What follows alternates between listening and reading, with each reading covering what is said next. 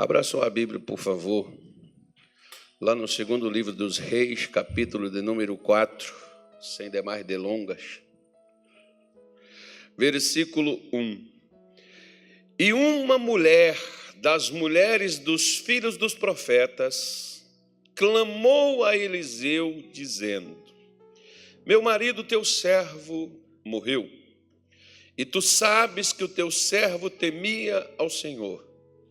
E veio o credor a levar-me os meus 2 filhos para serem servos. E Eliseu lhe disse: Que te hei eu de fazer? Declara-me o que é que tens em casa. E ela disse: Tua serva não tem nada em casa senão uma botija de azeite. Então disse ele: Vai, pede para ti vasos emprestados a todos os teus vizinhos, vasos vazios, não poucos. Então, entra e fecha a porta sobre ti e sobre os teus filhos, e deita o azeite em todos aqueles vasos, e põe à parte o que estiver cheio. Partiu, pois, dele e fechou a porta sobre si, sobre seus filhos, e eles lhes traziam os vasos, e ela os enchia. E sucedeu que, cheio que foram os vasos, disse a seu filho: Traze-me ainda um vaso. Porém, ele lhe disse: Não há mais vaso nenhum. Então o azeite parou. Então veio ela e fez saber ao homem de Deus, e disse ele: Vai, vende o azeite e paga a tua dívida, e tu e teus filhos vivei do resto. Diga graças a Deus. Isso. Não, mas tem que falar assim com mais gosto, como diz o pastor Tony, tem que falar assim com fé. Na linguagem do pastor Tony, diz que quando a gente fala alto, a gente está com fé, né? Então fala assim, com mais fé. Graças a Deus. Aí, agora sim, está parecendo que está no meio de crente agora, né? Agora, nós a vigília começou agora. Né? Nesse ânimo, assim, eu até me dá uma vontade de falar mais agora. Não, eu não vou falar só o necessário. Só o suficiente. Eu vou mandar colocar um cronômetro aqui que não pode passar de 40 minutos, viu, crente? Se o cara que passar de 40 minutos aqui, ele vai ser destituído. Aí não pode. Não, até o Espírito Santo nós vamos... Olha só, é muito forte isso, né? Mas sempre tem uns caras que dizem assim: não, mas porque o Espírito Santo estava me usando. Às vezes o Espírito Santo já tinha parado, irmão, mas a gente continua falando, né? Às vezes, por exemplo, tem hora aqui que tem umas vó aqui de manhã cedo, por exemplo, eu falo assim: eu já vou terminar. Não, fala mais, não, tem que parar enquanto você está querendo ouvir mais. Por quê? Senão você não vai votar. Tem que...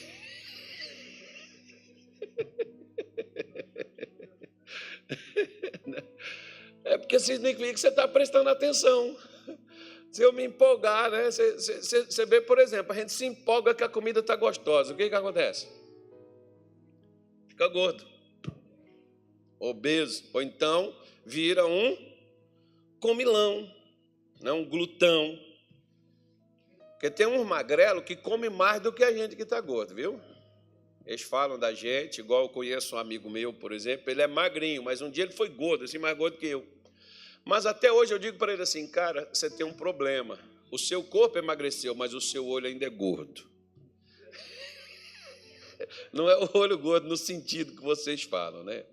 É porque o olho dele sempre olha para as mesmas coisas que sempre olhou. Mas deixa eu falar que a vida dele, isso é uma coisa de amigo, né? Entre amigos a gente pode falar essas coisas assim, vamos ficar quieto, né? Mas vamos dar uma analisada aqui no texto, nesse capítulo aqui. Aqui tem muita coisa boa para tudo na vida.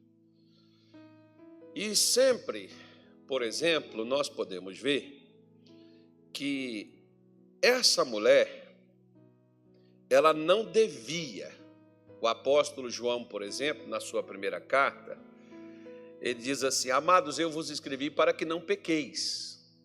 A gente não deve ficar, né, irmão, na prática do pecado.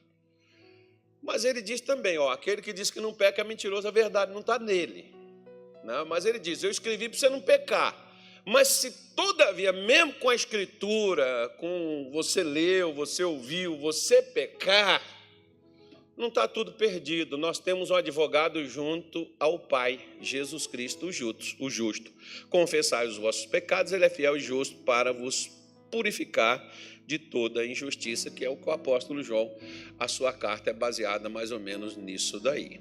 Então, não deveria essa mulher estar passando por isso. Até alguns teólogos, por exemplo, né, eu te afirmo que eu não posso dizer isso aqui com clareza, porque eu não verifiquei. Mas alguns afirmam que o marido dessa mulher é aquele homem que sustentou os 100 profetas no tempo da seca em Israel, né, dentro das cavernas, e que o profeta Elias mandou ele falar com Acabe, que, por sinal, ele era servo lá no palácio. Né? Diz que, com essa questão de estar sustentando os profetas, ele contraiu uma dívida. Né? Porque tem pessoas, por exemplo, que elas não passam aperto porque elas ajudam no evangelho, não. Elas passam aperto porque elas compram além do que elas podem pagar. E por evangelho elas vêm para Deus tirar elas do buraco para elas entrar de novo. Né? Eu já atendi muitos casos assim, né, de pessoas que às vezes, pastor, não estou conseguindo nem dormir e eu preciso que o senhor me dê uma orientação. Teve um irmão, por exemplo, que uma vez ele devia 1.400.000, há muitos anos atrás, era muita grana, meu irmão. E eu sentei com ele e eu fiz igual o profeta. Me diz o que você tem. E ele estava com a solução na mão. Tem gente, eu quero dizer para você, que a solução dos seus problemas Deus já pôs em você. Está contigo. Não me pergunta, porque tem pessoas, quando a gente fala isso, elas querem que a gente mostre para ela. Eliseu perguntou para ela, o que você tem na sua casa? O que ela tinha em casa era a solução para o problema dela. Né? Tem pessoas que acham que os outros é que vai resolver o problema deles. Não. Deixa eu falar uma coisa para você. Lá em Minas Gerais tem um ditado que diz assim, o dono do defunto pega na cabeça. Então, o defunto é seu, né? Eu gosto, para não falar de Minas Gerais, então falar da Bíblia, né? Acho que é Esdras 10:4, parece? 10:4 não. Eu não anotei esse texto, mas eu sei que, eu acho que é 10:4 mesmo, 10 alguma coisa, de Esdras, que ele diz o seguinte, esse negócio pertence a ti. É isso mesmo, estou errado não. Levanta-te, pois a ti pertence esse negócio e nós seremos contigo. Esforça-te e faz assim. Então, o pessoal está dando para ele o apoio, mas está dizendo para ele, o problema é tu. Tu tem que levantar e tu tem que ir lá e fazer. Nós vamos estar na retaguarda. Mas é você que tem que ter a iniciativa. A maior parte dos nossos problemas espirituais, físicos, financeiros, familiares, eles não são resolvidos porque nós ficamos igual essa mulher. E lamentando ainda. Porque se você vê aqui, ela está dizendo assim, meu marido se ferrou porque era temente a Deus, quis ajudar e olha só no que deu. Né? Parece uns pastores amigos nossos que, de vez em quando, eles dizem assim, ei, pastor, está vendo? O irmão fulano serviu a Deus, trabalhou no reino de Deus e olha só o final da vida dele aí, o que está acontecendo. Porque tem coisa, querido, que você não vai ver recompensa aqui na terra, não. Tem coisa que só quando Jesus voltar. Aí esse é que é o perigo. Porque você fica querendo ver coisas aqui na terra e pode ser que você não vai ver. Então, essa mulher, o que aconteceu? Ela vai até o profeta, comunica o fato, o profeta sabia quem era, conhecia o caso, sabia da história, e ele vira para ela e faz a ela duas perguntas. Primeira coisa, o que eu hei de fazer para você? Você veio me procurar por quê? Porque tem pessoas, irmão, que elas procuram o médico, mas elas não querem fazer o que o médico fala. Elas vão procurar, mas elas só vão fazer vão fazer o que o médico disser se elas estiverem de acordo com o que ele vai falar. Aí a gente faz aquela pergunta: para que foi procurar o médico se não vai seguir o que ele te manda fazer? Mesma coisa. Tem pessoas que vai procurar o pastor. Tem muita gente que vem comigo, mas quando o remédio não é o que a pessoa quer, ela não quer beber. Lembra daquele jovem rico, para não falar de nós, né? Não falar nem de médico, nem de pastor, mas lembra do jovem rico?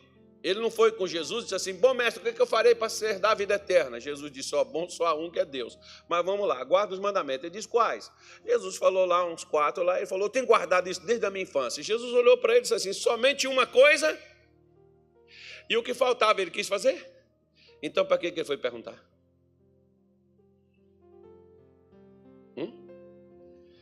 Quando você estiver disposto a perguntar sobre algo, esteja disposto a seguir a receita. Não pergunte. Sabe para quê? Porque Deus não lança pérola para porco. Deus não perde tempo. Se você não quer seguir o que vai ser te dado, não adianta você perguntar.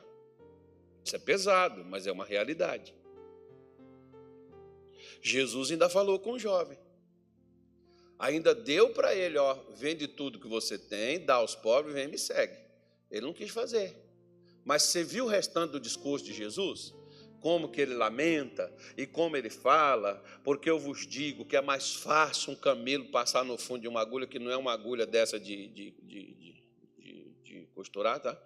É outra coisa, não vou explicar isso, do que um rico entrar no reino de Deus. Por quê? Não, você vê Jesus lamentando.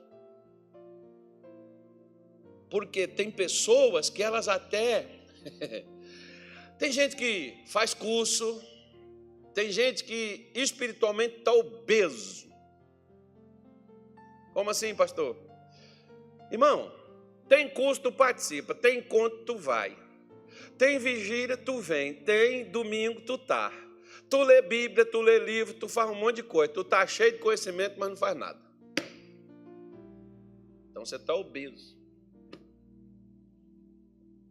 Espiritualmente. Que adianta Deus ensinar se o que Ele ensina eu não estou disposto a fazer? Essa é a primeira pergunta do profeta. O que tinha eu de fazer? E o que eu for mandar você fazer, você está disposto a fazer?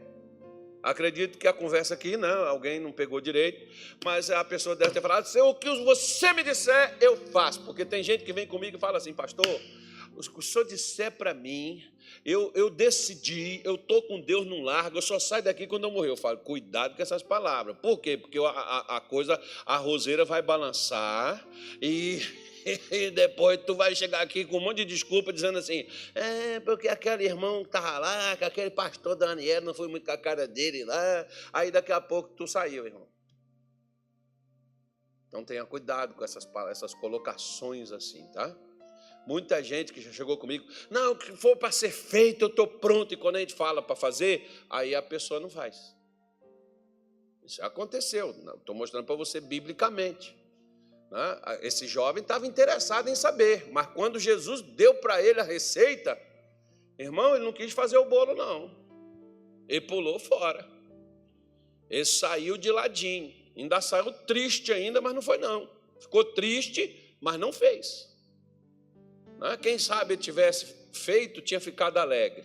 Então tem muita gente que hoje, às vezes a pessoa, quantas pessoas, por exemplo, eu já vi iniciar no ministério, passar por tantas privações, provações, por uma série de coisas, e tem uns que desistem, tem outros que sobrevivem àquilo. Aí tem uns que desistem, eles vão te explicar por que eles desistiram. E quem sobreviveu?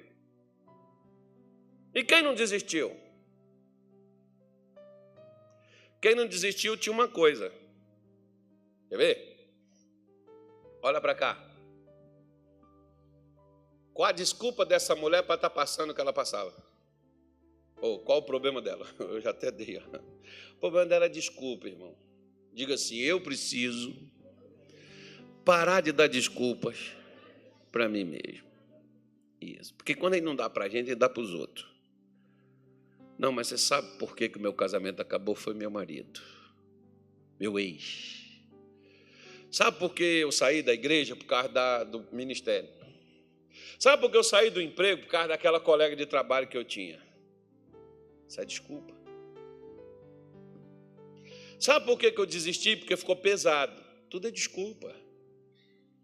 Sabe por que eu desisti da faculdade? Porque eu estava dormindo muito tarde. Quantas pessoas prosseguiu também, talvez numa rotina até mais forte do que a sua, do que a minha. E a pessoa não retrocedeu e triunfou e superou e venceu, porque tudo na vida, irmão, é superação. Só que eu quero dizer para você que o problema que você hoje tem, Deus já colocou dentro de você a solução para ele. Agora, se eu não quiser resolver o problema, eu vou ficar dando desculpas para mim mesmo. Pastor Aquém, com o que se constrói a casa do fracasso? Aí, ó. Os pregos do quê, pastor? Está vendo aí? A casa do fracasso é construída com os pregos da desculpa. O que é essa mulher? Ó, meu marido, teu servo.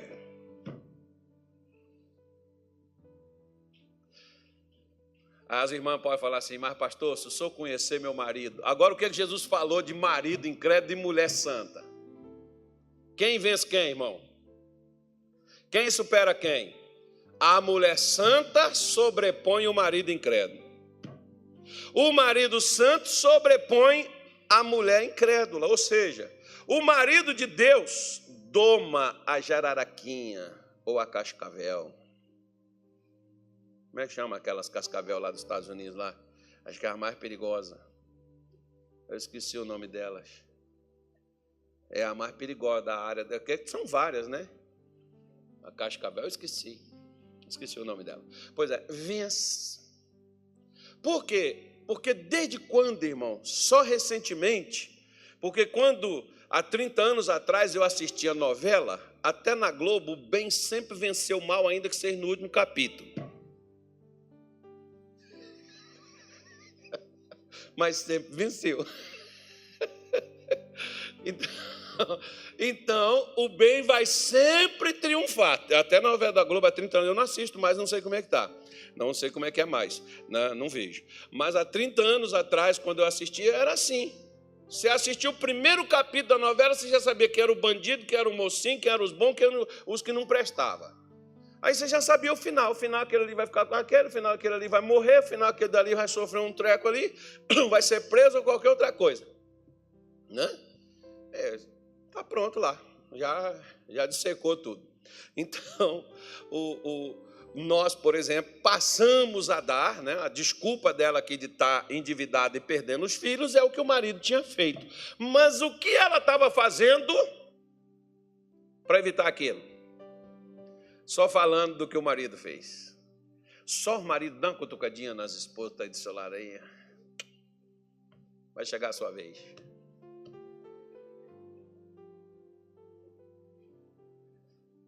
Né?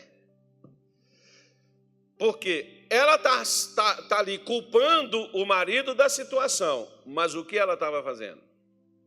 Também ela fez uma coisa legal, sabe? Agora eu falei, marido, quer chegar a tua vez. Por que o marido endividado não foi procurar o homem de Deus para ajudar ele a sair daquilo? Hã? Por quê? Ele era profeta, ele era de Deus, ele tinha mais acesso ao profeta do que a sua mulher propriamente. Por que ele nunca falou com o profeta?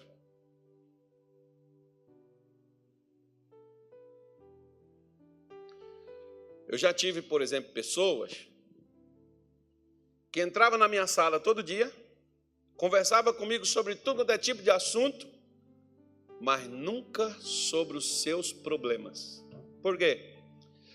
Porque eu fiquei com medo do senhor me tirar do ministério, eu fiquei com medo do senhor fazer isso, o senhor fazer aquilo. Irmão. Em alguns casos eu sabia. Você acha que Eliseu não sabia? Sabia, irmão. Ainda mais notícia ruim, fofoca até dentro das igrejas, pipoca, filho.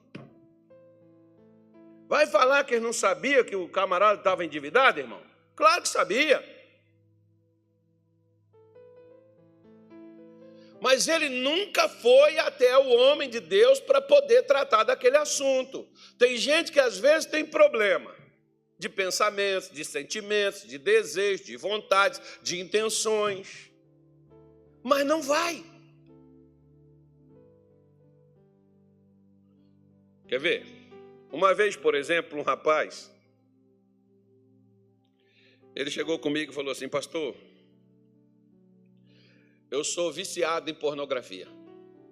Eu já estou na igreja, não sei quantos anos, tinha mais de 10 anos.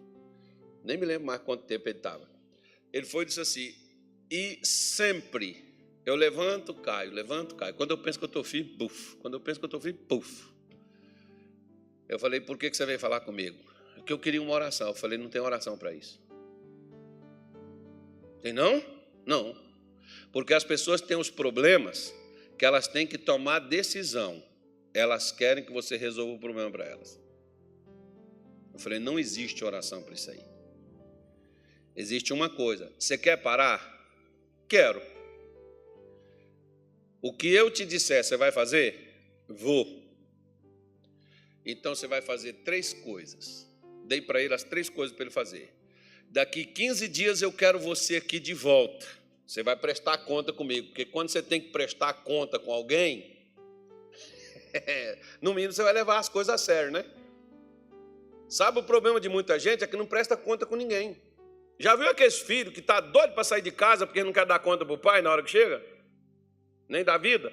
Que a mãe pergunta assim, né? Eu falo com os meus filhos, por exemplo, ó, não queira dar conta para ninguém, não casa. Por quê? Porque sua mulher vai perguntar onde você vai, o que você está fazendo, por que você não veio? Vai te fazer umas 10 perguntas só nas 3 palavras. Você vai ter que responder. E eu acho engraçado, eu não sei a sua, mas a minha, irmão, quando eu passo uma mensagem para ela, leva 3 horas para responder, porque ela não anda com o celular na mão. E eu, quando eu não resolvo em 10 minutos, ela já liga e já pega os meus filhos. Se eu estiver aqui na igreja, já liga com o meu filho e fala, cadê seu pai? Fala para ele para olhar o celular dele. Ou então, se tiver com alguém, ó, pega alguém, liga para o fulano. Né? Eu gostava de um pastor que nós temos, ele está até perto da gente aqui, lá no Pará. Não vou falar com você, mas ele está em Itaituba. Pastor da Graça.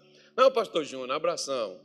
O pastor Júnior, eu brincava com ele, porque quando eu queria falar com alguém, que eu estava fora lá de Belém, eu ligava, ninguém atendia, irmão. Passava a mensagem, ninguém via. Aí eu lembrava, pastor Júnior. O pastor Júnior era só passar uma mensagem, parece que ele andava com o celular assim, ó. Eu já vi ele digitando aqui, ó. Pronto. Então eu aprendi que toda vez, se eu tivesse um problema, pastor Júnior. Então, pois é. Então, você tem que prestar contas. Então, esse irmão, por exemplo, passou os 15 dias, ele voltou e aí, irmão, como foi? Aí, o pastor, eu dei uma caída. Deu uma caída? Sim. Qual foi dos 3 pontos que eu te dei que você errou? Aí eu errei nesse aqui. Pois é. Então, volta e conserta. O senhor não vai orar, não? Não!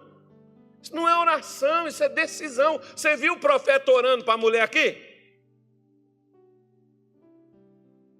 Os crentes ficam atrás de rosa ungida, sal lambido. Não, ungido.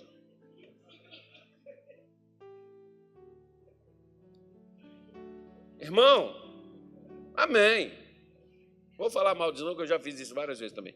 Mas, né, você que sabe.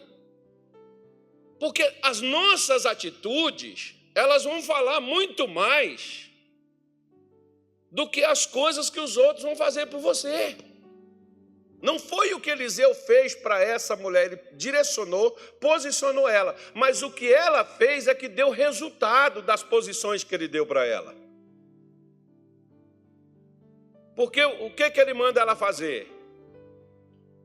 Ele diz para ela, primeiro ele pergunta para ela, né, o que eu hei de te fazer? O que é que você quer que eu faça? Eu quero a solução. Então a solução está contigo. Aí vem a segunda pergunta dele. A segunda pergunta ele diz o quê? O que você tem em casa? Qual foi a resposta dela? Tua serva não tem nada. Eu acho engraçado que você vê as pessoas tristes, moribunda, desanimada. Que foi, irmão? Nada não. Mas se não é nada não, por que você está com essa cara de defunto? Não, nada não. Por que você está triste? Nada não. Por que você está chateado? Nada não. Irmão, fala logo. Vá lá. Não, eu não estou triste. Tá. Eu não estou chateado. Tá. Eu não estou desanimado. Tá. A gente não pode contra a verdade. Mas, né, ela reconsidera e ela diz assim, ó, para não dizer que eu não tenho nada, o que ela disse que ela tinha? Uma botija de azeite. Em outras palavras, ela está dizendo assim, para o que eu preciso, essa botija não é nada. Interessante. O que Moisés tinha lá no alto do Sinai que Deus mandou jogar no chão?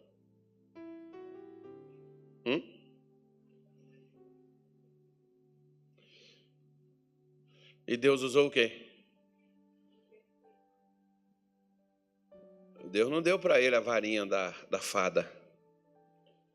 Já era a vara que ele carregava. O que ele já usava. Que ele já tinha em mãos. Só que às vezes, você já viu que às vezes tem mulher que ela não dá valor ao marido que ela tem. E tem tanta mulher que está sozinha querendo um marido, igual o que ela tem, mas ela está doida jogando fora o que ela tem. Assim como tem marido, né, que não dá valor à mulher que ele tem, porque tem um tanto de homem querendo uma mulher igual essa que tu tem. E tu não dá o valor, porque as pessoas só costumam dar valor depois que... Quer ver uma coisa? Um dia eu estava aqui, até aqui mesmo, aqui em Cuiabá. Eu estava indo com os meus filhos ali na Avenida do CPA, e eu tinha aquele Sorento 2011. Ele estava subindo ali a Avenida do CPA e passou uns carros bonitos. Aí um dos meus filhos tirou uma conversa e disse assim, nossa, carro bonito aquele carro, hein? Aí o outro, que bonito é o outro, você sabe, o fulano, tal, aquele carro assim, assim, assado. Eu falei, você sabe qual é o carro mais bonito? Ele falou, qual? É um Sorento, igual esse que nós temos. Esse é o mais bonito. Porque esse é o que nos carrega para onde nós vamos. Esse aqui é o bom, meu irmão. Porque às vezes, né, você tem um, por exemplo, que é seu, está compra e paga. O outro está lá, não sei quantas prestações, 82 prestações, devendo, lindo, maravilhoso, mas está todo endividado, é do banco, nem é da pessoa. E você está rebaixando o seu, que está, né, em dia, sem problema, e você não dá valor que você tem. Um dia eu pego essa lata velha. Tomara que você perdeu. Não, não falei isso não. Depois vai. Né? Então aprenda a valorizar o que você tem em mãos. Mas sabe, pastor, que é tão pouco. Meu irmão, não diz o ditado que o pouco com Deus é o quê? Então não menospreze o que você tem. Pelo contrário, olha para cá. Você tem coisa na sua casa que você não usa mais? Por que você não pega e dá para os outros? Para pelo menos você semear na vida de alguém, porque você não usa, mas alguém vai usar. Por que você não abençoa outras pessoas com aquilo que você não usa? Porque e às vezes tem coisa, por exemplo, que lá em casa, quando eu começo a mexer, eu descubro, por exemplo, que tem coisas que eu nem me lembrava mais que eu tinha. Você vê que na hora que o profeta pergunta para essa mulher, ela teve que trazer na memória dela o que ela tinha em casa.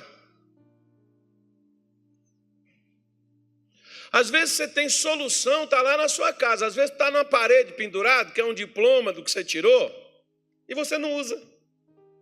De um curso que você fez, que tem um punhado de fotos num álbum, que você foi lá com o diretor, não sei das quantas, um curso não sei da que você foi lá, você fez, pagou, e está com isso. Como chegou uma senhora um dia comigo, viúva, há 3 anos, pedindo cesta básica na igreja. Eu olhei para ela e falei assim: irmã, você sabe fazer o quê? Ela falou: eu tenho um curso que eu fiz um negócio, fazer salgadinho, pastelzinho, coxinha, quibe, não sei o quê, empada. Eu falei: por que a senhora não faz isso? Porque, olha, eu posso te dar a cesta básica, mas semana que vem a senhora já comeu tudo, a senhora volta aqui de novo. Ela falou: mas aí veio o segundo problema dela, segunda desculpa dela. O primeiro, que o marido morreu e ela precisava de cesta básica. O segundo, eu não tenho dinheiro para comprar. Por que nunca pediu?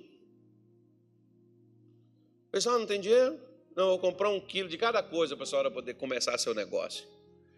E eu fui lá e comprei 1 quilo de cada coisa para ela. Isso foi em 1994. O salário mínimo era R$58. Você sabe quanto que essa mulher chegou a dar de dízimo lá na minha mão em menos de 1 ano e 6 meses? Que eu fiquei naquela igreja 1 ano e 6 meses. Eu já estava lá um tempo. 1 ano e 6 meses, não, 1 ano e 3 meses.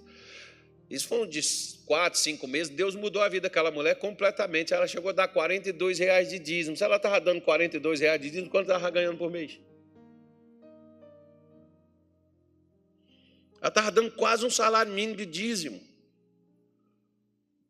De quê? Usando uma coisa de que ela tinha feito, tinha guardado lá os conhecimentos com ela, o diploma dentro da gaveta, mas ela não estava usando nada. A solução estava na casa dela. Estava com ela o tempo todo. Assim, por exemplo, como falar, vamos falar do lado espiritual, que você talvez de repente você pode falar: não, mas eu não estou caçando prosperidade. Então tá bom, vamos falar do lado espiritual. O que é que Paulo falou para Timóteo fazer? Desperta o dom de Deus que há em ti, o qual te foi dado pela imposição das mãos do presbitério. Ok. Você precisa de algo espiritual? É? E aquele tanto de vez que foi posto mão na sua cabeça, que foi feita oração por você, cadê aquelas orações? O que você fez com aquilo?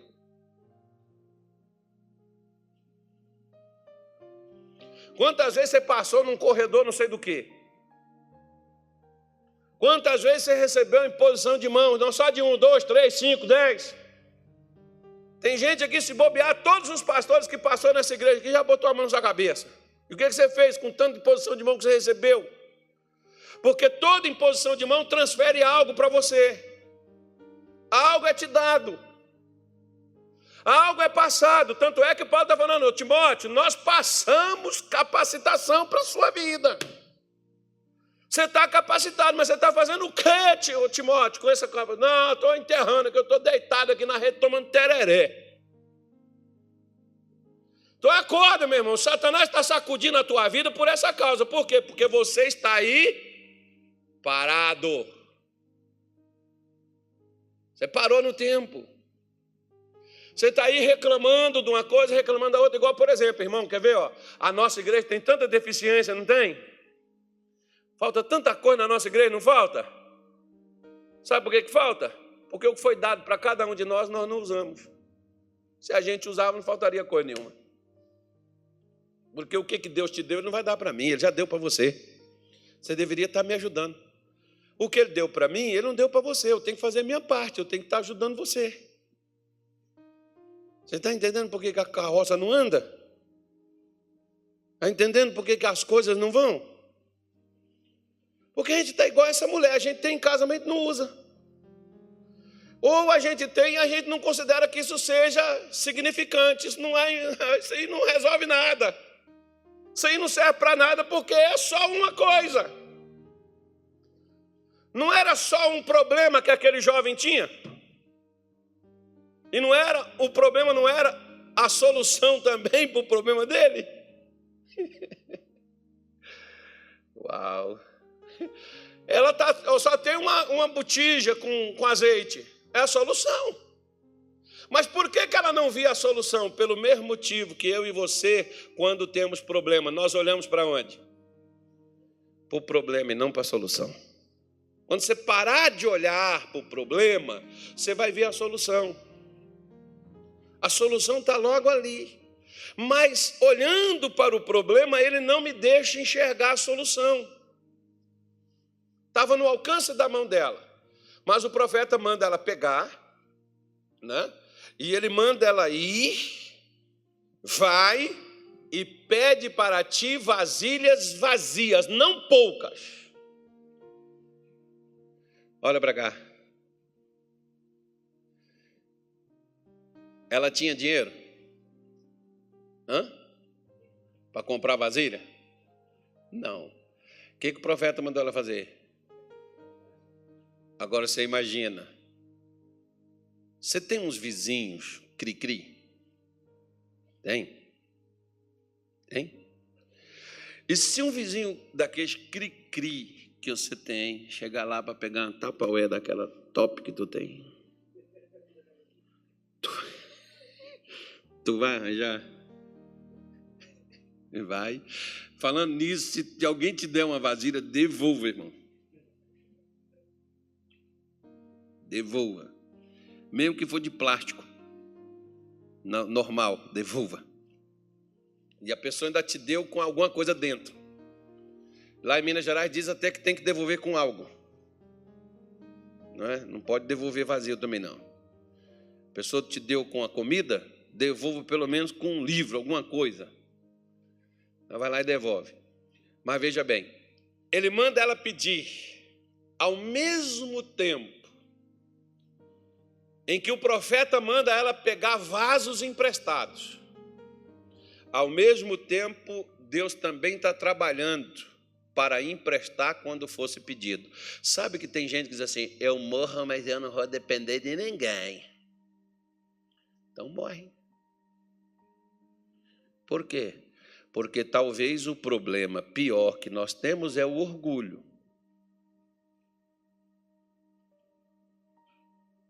Eu me rebaixar para essa pessoa?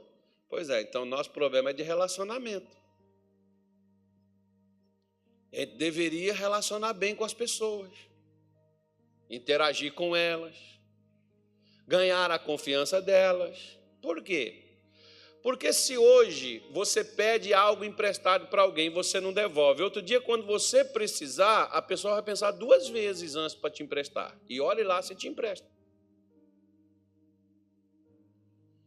Verifica aí, por exemplo, né, nas financeiras aí, quem está com o nome esquisito. Né? Então, você entenda bem. Ele manda ela pegar? Manda, mas manda, Deus também trabalha. Quando Deus te manda fazer algo, Ele já provê do outro lado. Quando Deus mandou Pedro, lá no capítulo 10 de Atos dos Apóstolos, tem essa história, está lá. Deus mandou mandou Cornélio chamar Pedro e disse até onde ele estava. Na casa de Simão Curtidor, lá em Jope. Ao mesmo tempo, o almoço atrasou naquele dia. Quando o almoço atrasar, você ficar zoando a sua mulher, ou sei lá, quem estava em comida para você, vai orar, irmão. O almoço atrasou, Pedro levantou e foi orar. E na hora que ele está lá na oração, Deus dá a ele uma visão, que é para quê? Que é para a hora que chegar os emissários de Cornélio, Pedro já saber o que ele tinha que fazer também. Do mesmo jeito que Deus tratou com Cornélio mandando chamar, tratou com Pedro para aceitar o chamado quando o convite chegasse. Porque se Deus não fizesse aquilo, Pedro nunca iria na casa de Cornélio, porque judeu não entrava na casa de quem não era judeu. E Cornélio era romano. Mas do mesmo passo que Deus trabalhou de um lado, Ele também trabalhou no outro. Tá? Então essa mulher era uma mulher confiável, tanto é que os vizinhos não se opuseram a emprestar para ela as vasilhas. Por isso que o bom nome é melhor do que muitas riquezas. E quando você pegar algo emprestado, pague. Fica devendo ninguém não. Pague. Mas eu não vou me ater a isso aqui não, porque eu quero só mostrar para você uma coisa aqui. Aí o que acontece? O profeta disse para ela, olha, pega não poucos, mas pega muitos. E diz assim no versículo 4: então entra e fecha a porta sobre ti e sobre os teus filhos, e deita o azeite em todos aqueles vasos e põe à parte o que estiver cheio. Irmão, lembra que Jesus falou que quando a gente for orar, o que a gente faz? Entra no teu quarto, fecha a porta do teu quarto e ore. Lembra que eles não tinham igreja também naquele tempo disponível para eles, não tinha templo disponível para eles não, tá? Eles não tinham templo não. Hoje a gente até tem um templo, você pode chegar aqui, pode entrar, tal, quando você quiser. Você pode vir aqui, pode orar, ninguém vai te recriminar. Eu tinha até aqui uma salinha de oração aqui, só para oração, mas ninguém nunca procurou, acho que ela está até desativada. Deixa lá. Quem quiser, está lá, uma sala de oração. Mas, às vezes, ninguém frequenta. Então você vai na sua casa, lá no seu quarto mesmo. Fecha a tua porta, entra, fala com Deus. E o que é que vai acontecer? É lá no teu quarto, nesse lugarzinho, onde você entra e você fica a sós. É ali onde Deus te enche. Lembra dos discípulos que entraram lá no cenáculo, 120 deles, e foi ali que o Espírito Santo encheu todos eles? Lembra disso? Lembra? Está na sua Bíblia. E deixa eu falar com você uma coisa. Quando encheu as vasilhas e a mulher pediu mais uma vasilha e não tinha, o que aconteceu com o azeite? Então olha para cá, agora eu quero falar uma coisa com você. Sabe por que o Espírito Santo não tem movido na minha vida ou na sua? Porque não tem lugar.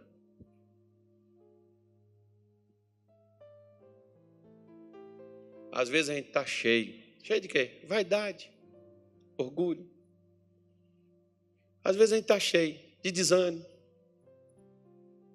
tristeza, chateação, revolta, indignação, amargura. A gente está cheio do que não deveria estar. Não tem lugar para ele. Ele só para de agir quando não tem mais lugar. Por que Paulo diz para a igreja de Tessalônica: não extingueis, não apague? O que Paulo está falando para eles? Vocês estão apagando o Espírito Santo. A chama está acesa e vocês estão apagando ela. O que muita gente faz? Muita gente, por exemplo, não está deixando o Espírito Santo agir. Não é que o Espírito Santo não queira. Quem não quer é nós que não queremos que ele venha agir. Não tem lugar para ele. Você lembra da igreja? Se não me falha a memória, acho que é a igreja de Tiatira, né? Acho que era ela. Que Deus disse assim: eis que eu estou à porta e bato. Ué, a igreja não é dele? Por que ele está do lado de fora? Não, o mais trágico nisso é porque ele saiu e ninguém percebeu que ele não estava lá dentro. Ninguém sentiu que ele não estava lá. E ele está lá, do lado de fora, batendo para alguém abrir para ele poder entrar. Mas a igreja está ativa, trabalhando, fazendo as coisas e acontecendo e tudo. Até mais do que foi no começo. Mas eles estavam cheios de quê? Ideias. Eles estavam cheios de afazeres. Eles estavam cheios de coisas que estavam sendo movidos somente pelas suas almas, mentes. A mente humana é criativa. A mente humana tem uma capacidade tremenda de reinventar, de inventar, de fazer coisas que parece até que Deus está ali, mas é a puramente mental, é aquela força emocional. Às vezes não tem nada de Deus. As pessoas choram, profetizam, não acontece nada. Grita, pula, mas é aquela pular da carne. Tem nada de Espírito Santo ali. Vazio, vazio, vazio, porque vive falando mal dos outros. Como é que pode o Espírito Santo estar cheio, uma pessoa cheia, e estar falando mal até do próprio pastor, do próprio irmão, do governo? Ah, mas o senhor concorda com esses ladrões? Não, mas também não falo. Não concordo com ladrão, nem com adulto, nem com mentiroso, nem com raceiro, nem bagunceiro. E nem com crente, que se diz crente, mas de crente não tem nada. Concordo também não, mas também não falo nada também não. Não é minha mesmo, a vida não é minha. O que eu posso fazer, eu estou fazendo, que é tentar alertar e falar. E abrir, que eu gostaria também, caso os irmãos tenham alguma coisa a me dizer e contribuir para o meu crescimento e para a minha vida com Deus, falem comigo. Né? Porque você vê, por exemplo, ó, o óleo está lá, o azeite está lá, Deus estava lá para encher, mas não tinha vasilha. Quando não tem lugar, o Espírito Santo não vai encher. A culpa das vasilhas vazias era dele? Não. Por que hoje nós estamos vazios, se é que nós estamos? Porque nós não nos interessamos em estarmos cheios. Porque o método e a maneira de se encher está descrito nas Escrituras Sagradas para todos nós. Como sermos cheios. Não podemos ser apenas vasilhas, vazias. Porque uma vasilha vazia, ela cabe qualquer coisa que você colocar nela. Qualquer coisa, porque ela está vazia. Agora, uma vasilha cheia não cabe mais nada. Ela está ocupada. Por que Paulo mandou a igreja de Éfeso encher-se do Espírito Santo? Por que ele disse para eles? Porque quem não se enche do Espírito Santo vai se encher de outra coisa. Vai se encher de cansaço, vai se encher de tristeza, vai se encher de chateação, vai se encher de desânimo, vai se encher de amargura, vai se encher, murmuração, reclamação, vai embora, a lista é longa. Então quem define o que queremos dentro somos nós. Mais vasilhas para encher, a mulher pediu, mas não tinha mais vasilha. Tem vasilha aí para encher? Eu quero dizer para você, enquanto tiver vasilha, o Espírito Santo estará aqui para poder encher.